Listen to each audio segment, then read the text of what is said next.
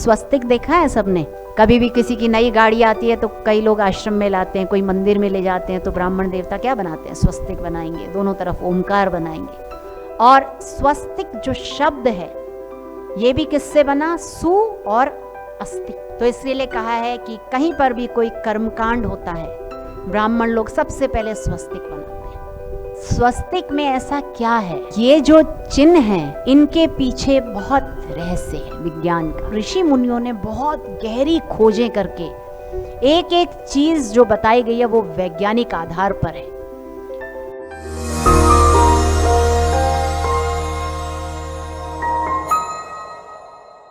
ये जो हमारी सनातन संस्कृति है, इसमें इतना गूढ़ ज्ञान है, इतने गूढ़ रहस्य छिपे हुए हैं। आप सब बच्चों ने देखा है ना, ओम बना रहता है, देखा है ना? ठीक, स्वस्तिक देखा है सबने? तो अब ये जो चिन्ह हैं, इनके पीछे बहुत रहस्य है विज्ञान का। कहते हैं कि यदि चर्च में जाते हैं जहां क्रॉस लगा होता है, तो वहां की ऊर्जा को मापा है वैज्ञानिकों ने, तो वहां की ऊर्जा मुश्किल से 10,000 वॉइस ऊर्जा होती है। मस्जिदों में अगर जाते हैं तो वहां पर उन्होंने पाया कि लगभग 11,000 वॉइस।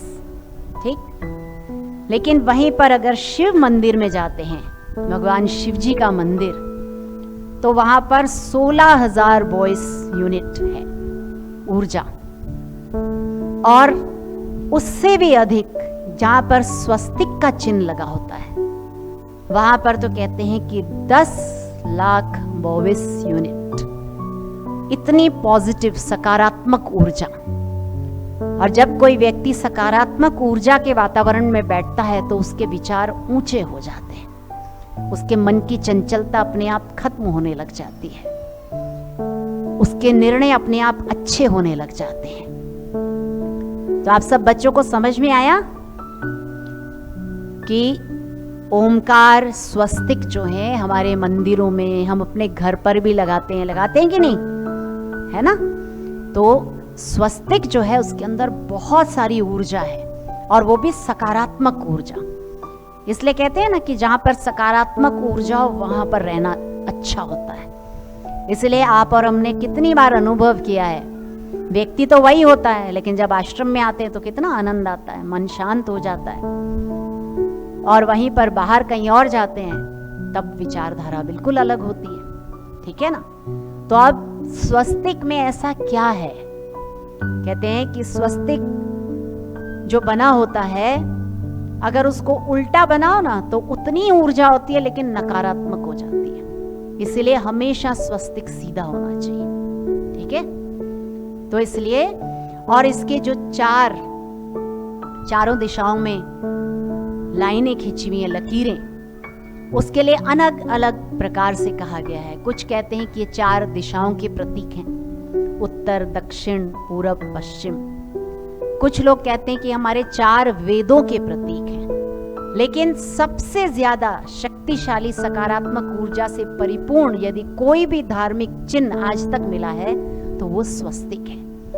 और इसीलिए आप और हम सब ने अनुभव किया है, और इसका खूब हमारी संस्कृति में बहुत अच्छी प्रकार से अपने उन्नति के लिए हम लोग इसका उपयोग करते हैं। तो इसलिए कहा है कि कहीं पर भी कोई कर्मकांड होता है, ब्राह्मण लोग सबसे पहले स्वस्तिक बनाते हैं।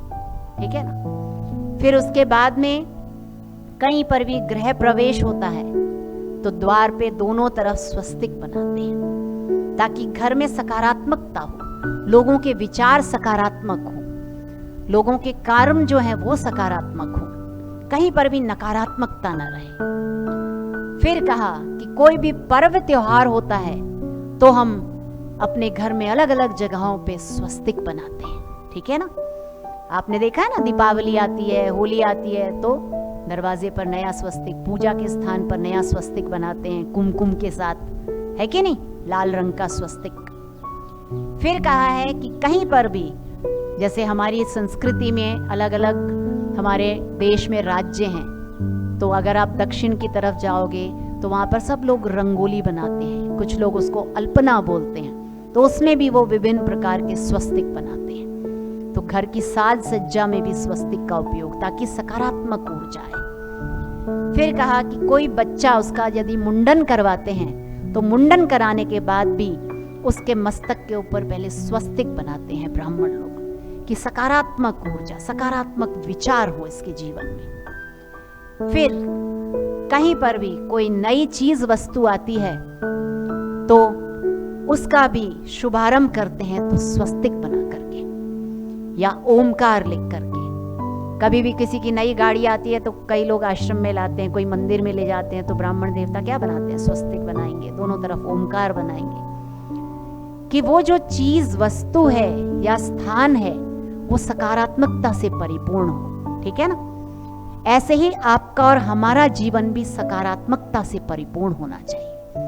कोई भी परिस्थिति आए हम उसमें सकारात्मक विचार करें। अगर आप और हम सकारात्मक विचार करेंगे ना तो कभी भी हमारे जीवन में चिंता नहीं आएगी, कभी भी हम अवसाद में नहीं जाएंगे, डिप्रेशन में, कभी भी गलत विचार नहीं आएंगे कि आत्महत्या कर लेनी चाहिए, कहीं चले जाना चाहिए, ऐसे विचार कभी नहीं आएंगे। इसलिए हमारी संस्कृति को ऋषि मुनियों ने बहुत गहरी खोजें करके एक एक चीज जो बताई गई है वो वैज्ञानिक आधार पर है।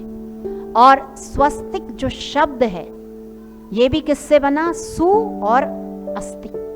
ठीक है ना?